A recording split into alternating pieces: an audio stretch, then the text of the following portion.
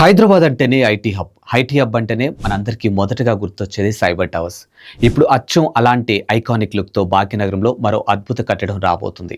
Hyderabad IT విప్లవానికి చిహ్నంగా నిలిచినటువంటి cyber towers తరహాలోనే అత్యాధునిక హంగులతో మరో పరిపాలనా భవనం నిర్మితం కానుంది. కొత్తగా ఏర్పడినటువంటి సైబరాబాద్ మున్సిపల్ కార్పొరేషన్ కోసం ఈ ఐకానిక్ బిల్డింగ్‌ను ప్రస్తుతం ప్లాన్ చేసింది.